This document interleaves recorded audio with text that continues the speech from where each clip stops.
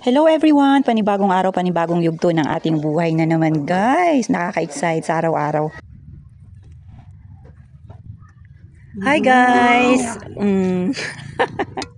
Magandang araw for today's video guys. Nagluto nga pala kami ngayon ng tinolang chicken.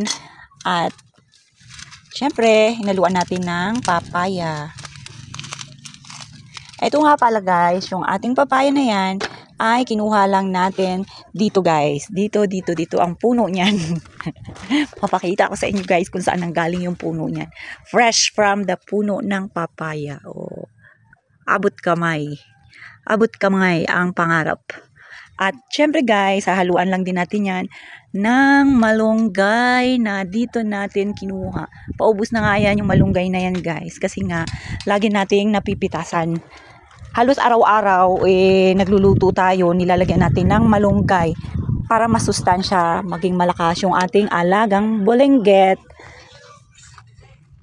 Medyo tanghali na, mag-aalas 12 na guys. Ay, pero ang oras natin ngayon is 11 o'clock. So, medyo nangihina na kami guys. Tapos, sasabayan pa siya ng mataas na araw. Abay, talaga naman, sino pa namang hindi manghihina guys. Dahil nga napakataas na ng araw at masakit na sa ulo, di ba?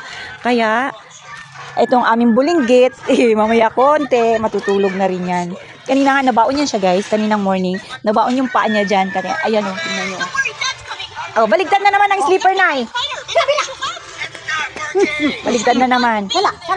Marami na kaming nagawa. Dahil nga guys, maaga kaming gumising. Kasi kung hindi namin gagawin yun, wala. Tanghali na kaming matatapos, nakapaglaban na rin kami. At yung iba ay napunpun na namin guys.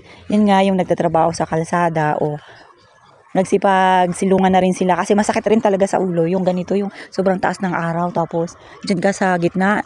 Abay talaga naman, nakakapagod rin. Oh, kaya lang itong bulinggit namin, may powers pa siya guys kahit na maaga nga siyang gumising. Sunod-sunod, buntot-buntot. Sige na. Konting oras na lang, magla-lunch na naman ang aming bulinggit. Una kasi yan siyang kumakain guys, yung bulinggit. Tapos after niya kumain, kami na nga.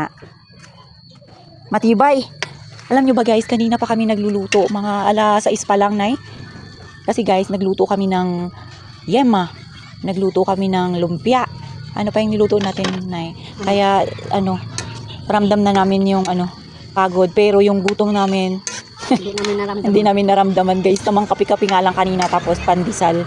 So ngayon ramdam na namin kasi mayroon na maluluto na to yung aming ulam. Yan. O diba, iba rin talaga pag may itanim ka sa bakuran. Hindi ka na kailangang lumabas pa. Nakakali ka na! So hanggang dyan na lang muna guys at kami magpiprepare na. Thank you for watching everyone. Kita-kits ulit sa susunod na video.